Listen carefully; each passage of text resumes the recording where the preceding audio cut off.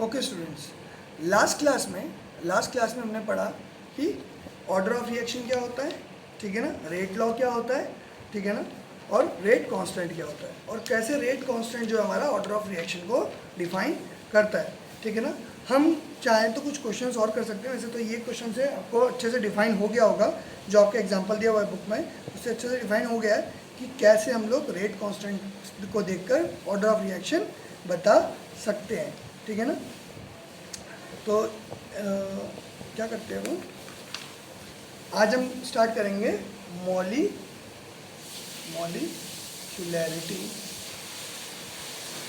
और रिएक्शन।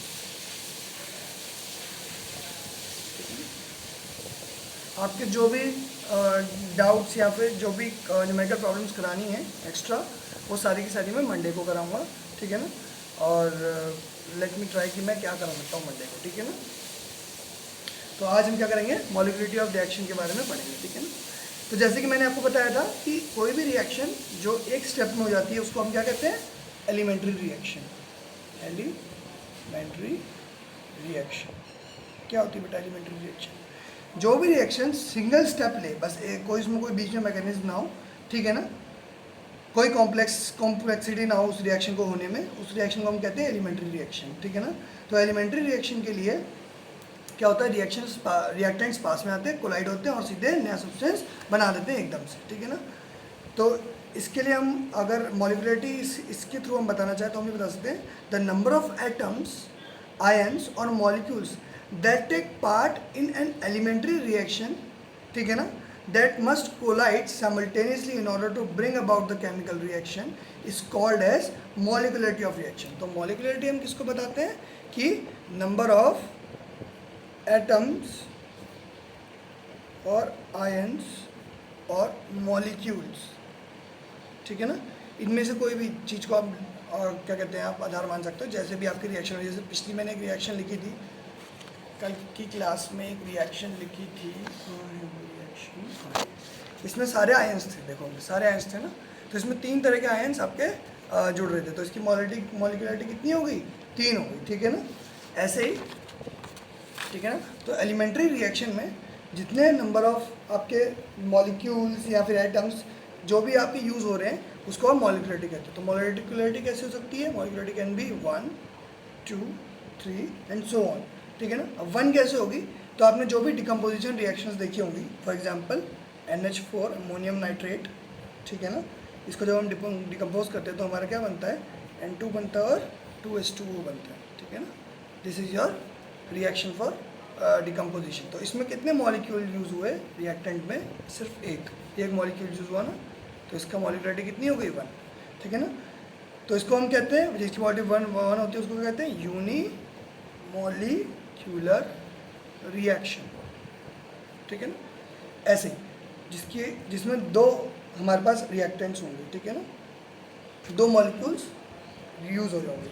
तो मॉलिक्यूलरिटी कैसे डिपेंड करती है, जिसके आगे स्टोइकोमेट्रिक कोफिशिएंट लगा होता है उस पर भी डिपेंड करती है। फॉर एग्जांपल आपने क्या लिया, 2HI ले लिया, इसमें 2 मॉलिक्यूल्स जो हैं HI के, जब वो ब्रेक हो रहे हैं तब वो बनता है H2 और I2, ठीक है ना। ये जब ब्रेक होंगे तब ये बनेगा। तो ये रिएक्शन, ये भी एक एलिमेंट्री रिएक्शन है। ये रिएक्शन क्या कहलाती है, by molecular reaction. Third is your NO + O2, जो ये हम ऑलरेडी पढ़ चुके हैं एक बार, इसमें 2NO2, ठीक है ना। इसमें हमारे पास कितने हैं बेटा, यहाँ पर 2 लगाएंगे और ये क्या हो जाएगा, ये बैलेंस हो जाएगी। अब देखो यहाँ पर मॉलिक्यूल्स कितने लगे, 2 इसके और 1 इसके, तो ये क्या हो गया, ये है ट्राई मॉलिक्यूलर रिएक्शन, ठीक है ना। तो मॉलिक्यूलरिटी जो है वो किस पे डिपेंड करती है कि रिएक्टेंट में कितने जो हमारे पास एटम्स, आयंस थे जो कि यूज़ हुए क्या करने के लिए, रिएक्शन करने के लिए, ठीक है ना। जो प्रोबेबिलिटी है more than 3 molecules can collide and react simultaneously is very small, कि तीनों एक साथ आपस में कोलाइड करेंगे और रिएक्ट करेंगे, इसकी प्रोबेबिलिटी काफ़ी कम होती है, ठीक है ना। ऐसी प्रोबेबिलिटी कम होती है कि जितना जितना आपके नंबर ऑफ यहाँ पर क्या कहते हैं मॉलिक्यूल्स बढ़ते जाएंगे, प्रोबेबिलिटी कम होती जाएगी कि वो सबके सब एक साथ रिएक्ट करें, तीनों एक साथ। देखो दो एक साथ टकराएंगे, इसकी साइमल्टेनियसली इसकी तो प्रोबेबिलिटी बहुत ज़्यादा है, लेकिन तीनों क्या पता कभी दो एक साथ टकरा रहे हो, फिर ये वाले दो एक साथ टकरा रहे हो, ठीक है ना। ए और बी है और सी तीन कर गए, तो ये बी सी इस बार टकरा रहे हो, फिर क्या पता ए सी एक बार टकरा रहे हो। ऐसे बहुत कम चांसेस होंगे जब ए बी और सी तीनों एक साथ आपस में टकरा रहे हो और उसके बाद आपकी रिएक्शन जो है वो आगे प्रोसीड कर रही है। तो ट्राई मॉलिक्यूलर रिएक्शन का जो प्रोबेबिलिटी जो रेट होता है वो स्लो होता है, ठीक है ना। ये समझ में आ रहा है कि कैसे रेट हो, जैसे जैसे मॉलिक्यूलरिटी बढ़ती जाती है आपका रेट जो होता है वो स्लो होता है, ठीक है ना। और ये भी आपको पता है कि जो स्लोएस्ट स्टेप होता है वो क्या होता है, that is the rate defining step of your reaction. तो जिस स्टेप की मॉलिक्यूलरिटी सबसे ज़्यादा होगी उस स्टेप को आप क्या कहोगे, उस स्टेप को आप कहोगे रेट डिफाइनिंग स्टेप, ठीक है ना। और मॉलिक्यूलरिटी याद रखेंगे, मॉलिक्यूलरिटी सिर्फ जो एक एलिमेंट्री रिएक्शंस होती है उसकी होती है। तो आप ये कहोगे जो कॉम्प्लेक्स रिएक्शन होता है उसमें मॉलिक्यूलरिटी कैसे बताएंगे। कॉम्प्लेक्स रिएक्शन मैंने आपको बताया कि वो स्टेप्स में होती है और हर एक स्टेप क्या होता है, एलिमेंट्री होता है। तो आप हर एक स्टेप की आप क्या कहते हैं मॉलिक्यूलरिटी देख के बता सकते हो कि इस वाले स्टेप की मॉलिक्यूलरिटी इतनी है, इस वाले स्टेप की मॉलिक्यूलरिटी इतनी है, इसका रेट इतना फास्ट होगा, इसका रेट इतना स्लो होगा, ठीक है ना। उसको देख के आप आराम से बता सकते हो। तो कुछ फैक्ट्स लिख लेते हैं मोलैरिटी के ऊपर, देख लेते हैं कुछ बात देख लेते हैं कि मोलैरिटी की क्या मॉलिक्यूलरिटी कैसे हम लोग चेंज कर सकते हैं, हमारे यूज़ में कैसे आएगी, ठीक है ना। For example if reaction proceed in several step each has its own molecularity, जो मैंने आपको बताया हर एक की एक मॉलिक्यूलरिटी होती है और मॉलिक्यूलरिटी जो स्लोएस्ट स्टेप होता है वो बताता है कि रेट क्या रहेगा, ठीक है। मॉलिक्यूलरिटी का कोई मतलब नहीं होता है कॉम्प्लेक्स रिएक्शन के लिए। कॉम्प्लेक्स रिएक्शन के लिए कोई मॉलिक्यूलरिटी का मतलब नहीं है, क्योंकि रिएक्शन जो होती है जो मॉलिक्यूलरिटी होती है वो सिर्फ एलिमेंट्री रिएक्शन के लिए है, ठीक है ना। Next is molecularity can never be defined by simply looking the balance chemical reaction, ठीक है ना। जब तक हमें उसका मैकेनिज्म नहीं पता होगा हम लोग एक बैलेंस केमिकल रिएक्शन देख के नहीं बता सकते कि इसकी मॉलिक्यूलरिटी कितनी होगी। जैसे यहाँ तो आप बता रहे हो कि आपको पता है कि this is a elementary reaction, इसका मैकेनिज्म क्या है, ये दोनों मिलते हैं और सीधे बना देते हैं। लेकिन अगर ऐसा नहीं होता है तो क्या होगा, we can not tell the molecularity of the reaction, ठीक है ना। और molecularity of the reaction can never be zero, molecularity कभी भी जीरो या फ्रैक्शन में नहीं होगी। जैसे कि हमने वो देखा कि ऑर्डर जीरो भी हो सकता है, फ्रैक्शन में भी हो सकता है, नेगेटिव भी हो सकता है। तो मॉलिक्यूलरिटी ना नेगेटिव होगी ना ही जीरो होगी ना ही फ्रैक्शन में होगी, ठीक है ना। Most of the reactions are unimolecular, ज़्यादातर रिएक्शन यूनी या बाई मॉलिक्यूलर में होती है। बहुत कम रिएक्शंस होती है जो ट्राई मॉलिक्यूलर के ट्राई मॉलिक्यूलर तक पहुँचती है, ठीक है ना। नेक्स्ट इज जो भी एलिमेंट्री रिएक्शंस होती हैं उनका ऑर्डर जो होता है वो सेम रहता है, ठीक है ना। For elementary the order of the reaction is same as molecularity. जो एलिमेंट्री रिएक्शन होती है उसका ऑर्डर और उसकी मॉलिक्यूलरिटी एकदम सेम होती है, लेकिन अगर कॉम्प्लेक्स चली जाएगी तो उसका ऑर्डर भी चेंज हो जाएगा और मॉलिक्यूलरिटी तो उसके एलिमेंट्री रिएक्शंस के ऊपर डिपेंड करेगी, ठीक है ना। अब एलिमेंट्री रिएक्शन के लिए अब कॉम्प्लेक्स रिएक्शन के लिए हमने देखा है कि वो अलग अलग स्टेप्स में होती है, ठीक है ना। जो स्लोएस्ट स्टेप हमारा रेट डिटरमाइन करता है उसकी जो मॉलिक्यूलरिटी होती है उसकी मॉलिक्यूलरिटी हमारे ऑर्डर को बताती है कि ऑर्डर ऑफ रिएक्शन क्या होगा, ठीक है ना। तो ये बात समझ में आती है क्योंकि रेट जो डिफाइन करने वाला था वो सबसे स्लोएस्ट स्टेप था, इसलिए सबसे स्लोएस्ट स्टेप जो होगा वो आपका बताएगा, जो ऑर्डर में सबसे स्लोएस्ट स्टेप होगा वो उसकी मॉलिक्यूलरिटी बताएगी कि आपका ऑर्डर ऑफ रिएक्शन क्या है, आपको सिर्फ उसकी मॉलिक्यूलरिटी देखनी है, ठीक है ना। अगर कोई एलिमेंट्री रिएक्शन है उसका कोई टेम्परेचर प्रेशर में आप चेंज करोगे तो ऐसा हो सकता है कि वो एक कॉम्प्लेक्स रिएक्शन बन जाए। क्यों? क्योंकि मान लो कि आपने बोला कि ये काम जो है एक स्पेसिफिक टेम्परेचर पर होता है, आपने टेम्परेचर को कम कर दिया तो हो सकता है कि कोई इंटरमीडिएट चीज़ और बने, ठीक है ना, क्योंकि उससे रिएक्शन जो होगी स्लो हो गई। तो रिएक्शन स्लो होने का एक ही रीज़न हो सकता है कि उसमें कोई इंटरमीडिएट चीज़ आ जाए जिसकी स्पीड कम हो, ठीक है ना। तो ये आपका रीज़न हो सकता है। तो आप कह सकते हो कि एक एलिमेंट्री रिएक्शन जो है वो कॉम्प्लेक्स रिएक्शन बन सकती है अगर आप उसका टेम्परेचर प्रेशर को चेंज कर दो, ठीक है ना। तो लास्ट पॉइंट क्या है, लास्ट आप ये बोलो कि मॉलिक्यूलरिटी जो होती है वो डिपेंड नहीं करती किस पे, टेम्परेचर और प्रेशर पे डिपेंड नहीं करती। मॉलिक्यूलरिटी सिर्फ और सिर्फ इस पे डिपेंड करती है कि मॉलिक्यूल्स कितने मिल रहे हैं, कितने आपस में कोलाइड कर रहे हैं, ठीक है ना, ठीक है ना। लेकिन ऑर्डर ऑफ रिएक्शन जो है वो हमारा टेम्परेचर और प्रेशर पे डिपेंड कर सकता है, ठीक है ना, क्योंकि वो कंसंट्रेशन को भी अफेक्ट कर सकता है उसकी, ठीक है ना। तो उसके कंसंट्रेशन, रेट लॉस सबको अफेक्ट कर सकता है टेम्परेचर और प्रेशर, इसलिए वो ऑर्डर को भी डिफाइन कर सकता है। लेकिन मॉलिक्यूलरिटी के ऊपर किसी भी प्रेशर टेम्परेचर का कोई इफेक्ट नहीं होता।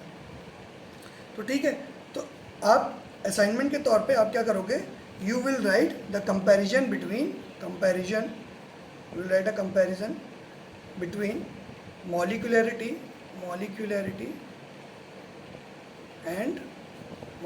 and order of reaction। आप लिखोगे कंपैरिजन कि ये क्या होता है, ये क्या होता है और ये कैसे एक दूसरे से डिफरेंट है, ठीक है ना। इसमें मैंने कई चीज़ें बताई आपको अभी पढ़ाते समय कि क्या चीज़ डिफरेंट है, तो वो आपको लिखनी है, ठीक है ना, ठीक है ना, क्या आपको लिखनी है। इसके बाद हम क्या देखेंगे, हम अब इंटीग्रेटेड रेट इक्वेशंस के बारे में देखते हैं, ठीक है ना। सबसे पहले क्या होती है इंटीग्रेटेड रेट इक्वेशन, ठीक है ना। कोई भी अगर मैथमेटिकल एक्सप्रेशन दे रखा है जो कि रिलेशन बता देता है हमारा रेट ऑफ रिएक्शन और मोलर कंसंट्रेशन के बीच में, उसको कहते हैं रेट एक्सप्रेशन। फॉर तो इसके लिए आप लिखेंगे the mathematical expression which gives the relation between rate of reaction and the molar concentration of reactants is called as rate expression और differential rate equation, ठीक है ना। चाहे आप इसको रेट एक्सप्रेशन कहो या फिर आप डिफरेंशियल रेट इक्वेशन कहो, बात एक ही है, ठीक है ना। तो integrated rate expression for zero order reaction, तो हम जीरो ऑर्डर रिएक्शन से रेट एक्सप्रेशंस को लिखना शुरू करते हैं, ठीक है ना। जीरो ऑर्डर से सबसे पहले क्या लेंगे हम, जीरो ऑर्डर रिएक्शन, ठीक है ना। सबसे पहले हम क्या लेंगे, जीरो ऑर्डर रिएक्शन, ठीक है ना। तो जीरो ऑर्डर रिएक्शन को देखते हैं क्या होता है। जीरो ऑर्डर रिएक्शन ऐसी होगी, एक ए होगा और उससे क्या बनेगा, प्रोडक्ट बनेगा, ठीक है ना, ठीक है ना। अब क्या हो गया, ये जीरो ऑर्डर कैसे है, क्योंकि इसका रेट तो अगर मैं लिखना चाहूँ तो मैं रेट ऐसे लिखूँगा कि इंटू ए की पावर 1 ऐसे लिख दूँगा, नहीं ऐसा नहीं होता है। जब भी आपका जीरो ऑर्डर रिएक्शन है, अगर आपको बोला गया कि ये जीरो ऑर्डर रिएक्शन है, आप जीरो ऑर्डर के लिए लिख रहे हैं, तो इसका मतलब जो है कंसंट्रेशन की पावर जो होगी वो क्या हो जाएगी, जीरो होगी। क्या होगी बेटा, वो जीरो होगी, तभी तो ये रेट क्या होगा, वो जीरो ऑर्डर का बनेगा, ठीक है ना। अगर इसकी पावर कुछ भी हो जाएगी तो रेट जीरो ऑर्डर रहेगा, नहीं रहेगा, ठीक है ना। तो इसका मतलब जो जीरो ऑर्डर रिएक्शन होती है उसमें कितनी कंसंट्रेशन आपने रिएक्टेंट के लिए, इस पर डिपेंड नहीं करेगा कि रिएक्शन कितनी फास्ट हो रही है, ठीक है ना। तो in case of zero order reaction minus D A by D T is equal to K A not, ठीक है ना, ये आप लिख सकते हैं। That means K is equal to minus D A by D T. इसका मतलब जीरो ऑर्डर रिएक्शन के लिए आपकी जो रेट ऑफ रिएक्शन है वो किस पे डिपेंड करती है, डायरेक्टली आपके किस पे, रेट कांस्टेंट के ऊपर डिपेंड करती है, ठीक है ना। अब इसकी हमने क्या निकालनी है, इंटीग्रेटेड रेट इक्वेशन निकालनी है। तो इंटीग्रेटेड रेट इक्वेशन का मतलब होता है हमें इसको इंटीग्रेट करना है। इंटीग्रेट कैसे करना है, देखो इंटीग्रेशन में हमने सीखा था के D T is equal to minus D, अगर ऐसे लिखा हुआ है उसको इंटीग्रेट करना है तो we will integrate both the sides, ठीक है ना। इंटीग्रेशन के बारे में थोड़ा सा देखेंगे, इंटीग्रेशन क्या होता है। इंटीग्रेशन क्या होता है, जब भी आप क्या करते हो, कोई भी स्मॉल ऑब्जेक्ट को, कंटिन्यूस स्मॉल ऑब्जेक्ट को अगर आप ऐड करने की सोचते हो यहाँ से लेकर यहाँ तक पूरी कंटिन्यूसली, तो हम क्या करते हैं, एक छोटा सा यहाँ पर एलिमेंट लेते हैं, उसको आप बोलते हो डी एक्स, ठीक है ना। और उसको जब आप इंटीग्रेट करते हो यहाँ से यहाँ तक, और ये सब इस पूरे एलिमेंट को आप एक्स मानते हो, तो आपको जो इंटीग्रेशन ऑफ डी एक्स रहेगा यहाँ से, इस पॉइंट से लेकर ये पॉइंट से लेकर बी पॉइंट तक, ए पॉइंट से लेकर बी पॉइंट तक, तो आपको किसके बराबर आ जाएगा, एक्स के बराबर आएगा, ठीक है ना। इसके बराबर आएगा, एक्स के बराबर आएगा, ठीक है ना। ऐसे लिख सकते हो, this is known as integration. और इंटीग्रेशन का जो फॉर्मूला होता है वो होता है, इफ़ कहीं ऐसा लिखा है X to the power N D X लिखा है, तो सिंपलर फॉर्मूला होता है वो ये है, X to power N D X लिखा हुआ, तो इसका इंटीग्रेशन कितना होता है, यहाँ भी एक्स होना चाहिए, यहाँ भी डी एक्स होना चाहिए, ठीक है ना। तो इसको लिखते हैं X to the power N plus one, upon में लिख देते हैं आप N plus one. This is your answer, this is how you solve integration, ठीक है ना। तो जब भी ऐसा लिखा होगा तो हमें ऐसे लिखना है। दैट मीन्स यहाँ पे जो फंक्शन लिखा हुआ है वो किसका वो किसका फंक्शन होना चाहिए, एक्स का, मतलब दैट इज़ जो भी यहाँ चीज़ लिखी है that is the function of x. अगर ऐसा नहीं है तो उसको हम कांस्टेंट मानते हैं और कांस्टेंट को सीधे बाहर लिख देते हैं। तो इंटीग्रेशन क्या हो जाएगा, मान लो एक कांस्टेंट है ए, इसका इंटीग्रेशन करना है डी एक्स में, तो क्या कैसे करेंगे, ए को बाहर निकाल लेंगे, इंटीग्रेशन ऑफ एक्स की पावर 0 इंटू डी एक्स, ऐसा लिखा हुआ है, एक्स की पावर 0, एन की वैल्यू कितनी है 0, यानी कि 0 + 1 1/1। तो इसका आंसर कितना आ जाएगा, ए इंटू एक्स। तो बार वाली चीज़ सीधे इसके साथ जो आंसर आया मेरा उसके साथ मैंने मल्टीप्लाई की ए एक्स, ठीक है ना।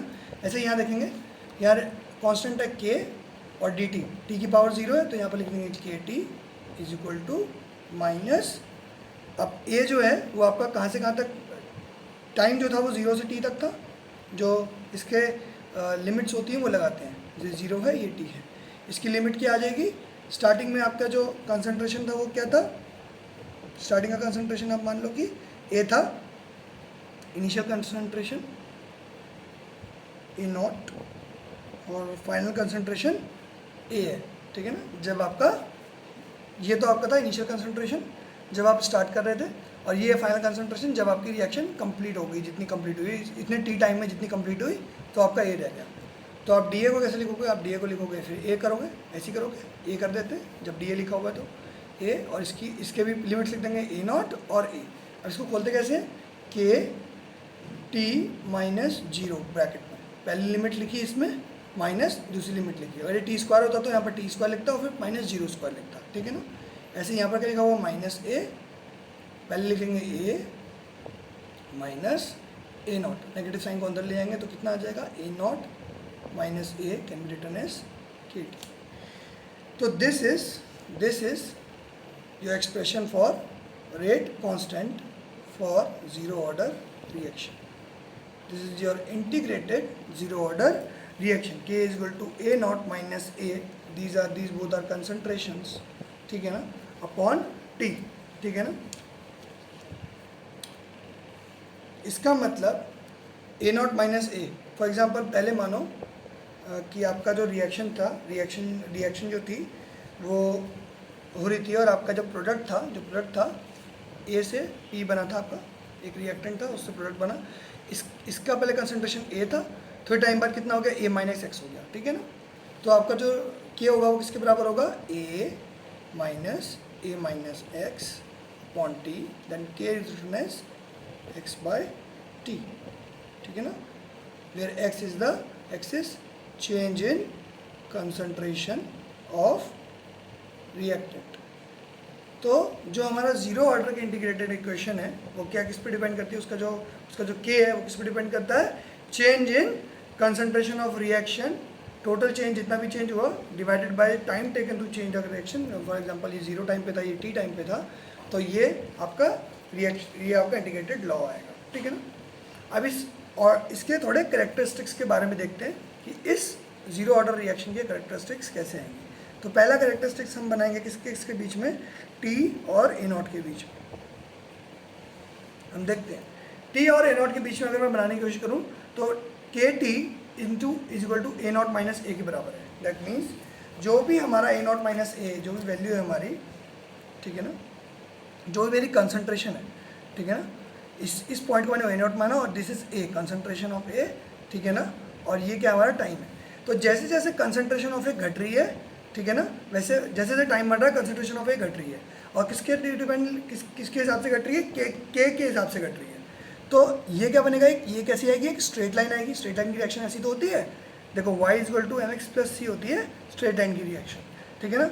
इसमें y क्या होता है, मान लो y is your A naught, so y is your A, ठीक है ना। m क्या है आपका यहाँ पर k है, और x क्या आपका t, और c क्या है बेटा ए नॉट है, ऐसे लिखा हुआ है ना। ए नॉट उधर जाएगा तो नेगेटिव हो जाएगा, ठीक है ना। तो ऐसे लिख लेते हैं, ये माइनस में आ जाता है और ये भी माइनस में, ठीक है ना। इस माइनस को उधर ले जाते हैं तो ऐसा आ जाएगा ए इज इक्वल टू माइनस के टी प्लस ए नॉट। तो हम ये देखेंगे कि अगर t की वैल्यू 0 होगी तो a की वैल्यू कितनी है, ए नॉट, ठीक है ना।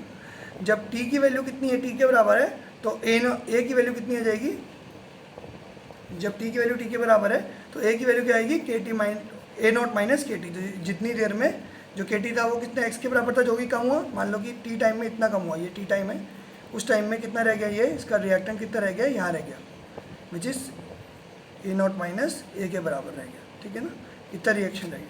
तो ये जो है, ये पॉइंट जो है वो हमारा टी के बराबर रहेगा। तो हमें पता चला कि ये क्या है, this is the equation of a line, और ये एक लाइन है जिसमें इसका स्लोप कितना होगा, स्लोप कितना है बेटा, slope is this minus K, slope is equal to minus K. Negative slope है, दिख रहा है, ये ऐसे है तो नेगेटिव स्लोप है, अगर इस डायरेक्शन में होता तो पॉजिटिव स्लोप होता। क्यों? क्योंकि स्लोप किसके बराबर होता है, इस थीटा पे डिपेंड करता है। जैसे करिए थीटा क्या होता है, जो स्लोप होता है वो किस के बराबर होता है, टेन थीटा, ठीक है ना।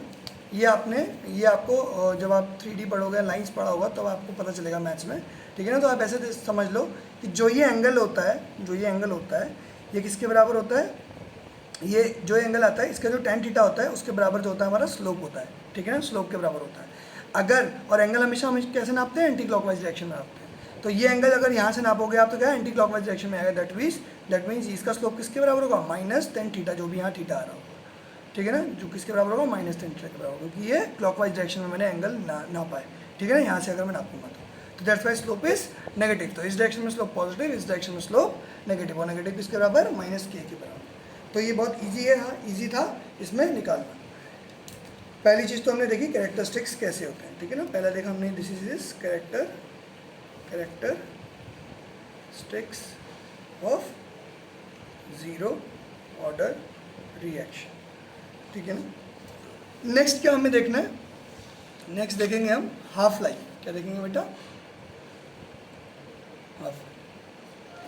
Half life of reaction zero order, मतलब टी हाफ। कब ऐसा टाइम आएगा जब जो आपका कंसंट्रेशन है वो 1/2 हो जाए। That means for example starting में कंसंट्रेशन अगर ए नॉट थी, तो जिस टाइम पे कंसंट्रेशन कितनी हो जाएगी, ए नॉट/2 हो जाएगी, उसको आपने क्या कहा, हाफ लाइफ। तो हाफ लाइफ कैसे होगी, half life T half is equal to A naught, इसी रिएक्शन को देखते हैं, A naught minus A naught upon K. मैंने क्या किया, इस के को नीचे ले गया, टी को ऊपर ले गया, ठीक है ना, इस के को नीचे ले गया, टी को ऊपर ले गया, और ए नॉट माइनस ए की जगह मैंने ए नॉट/2 लिख दिया, क्योंकि टी हाफ पे कितना हो जाएगा, ए नॉट/2 हो जाएगा, ठीक है ना। तो ए नॉट माइनस ए नॉट/2 can also be return as what is to be return as, ये लिखेंगे हम ए नॉट/2 के, ठीक है। तो यानी कि टी हाफ जो है वो किस पे डिपेंड करता है, सिर्फ और सिर्फ हमारी इनिशियल कंसंट्रेशन पे और हमारे रेट लॉ कांस्टेंट पे, ठीक है ना, कि इनिशियल कंसंट्रेशन कितनी थी और रेट लॉ कितना था। फॉर एग्जांपल आपकी इनिशियल कंसंट्रेशन अगर ए है तो ए नॉट है, तो ए नॉट पे डिपेंड करेगा और उसको आप हाफ कर दोगे, ठीक है ना। तो for a zero order reaction T half is equal to या proportional to concentration of, T half depend करती है, ठीक है ना, टी हाफ डिपेंड करता है, रेट डिपेंड नहीं करता, टी हाफ डिपेंड करता है। रेट जो है वो किसी भी चीज़ पे डिपेंड करता है, सिर्फ के पे डिपेंड करता है, लेकिन टी हाफ किस पे डिपेंड करता है, हमारे पास इनिशियल कंसंट्रेशन पे और जो आपके कांस्टेंट की वैल्यू है, ठीक है ना।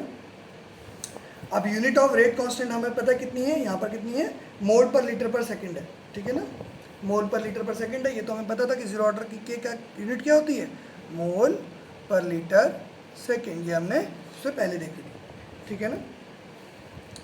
ये बहुत इजी था, ठीक है। Next is time required to complete the zero order reaction. तो जीरो ऑर्डर रिएक्शन को कंप्लीट होने के लिए कितना टाइम लगता है, इसको निकालने के लिए हमें क्या करना है, हमें मानना है कि ए जो है हमारा लास्ट में जीरो हो जाए, ठीक है ना। तो टोटल टाइम किसके बराबर आ जाएगा, यहाँ पर देखते हैं, टोटल टाइम किसके बराबर आएगा, ए नॉट, और ये कंसंट्रेशन कुछ टाइम बाद कितनी हो जाए, ये कंसंट्रेशन हमारी ए जो है वो ज़ीरो हो जाए, ठीक है ना। कंसंट्रेशन जीरो हो जाएगी तो रिएक्शन कंप्लीट हो जाएगी, डिवाइडेड बाय के। तो टी इज इक्वल टू किसके बराबर आएगा, ए नॉट बाय के।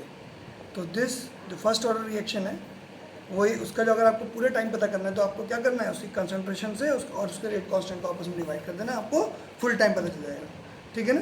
तो इससे पता चलता है जो टी हाफ है सिर्फ जीरो ऑर्डर के लिए, जो टी हाफ है वो किसके टोटल टाइम के हाफ होता है एकदम, ठीक है ना।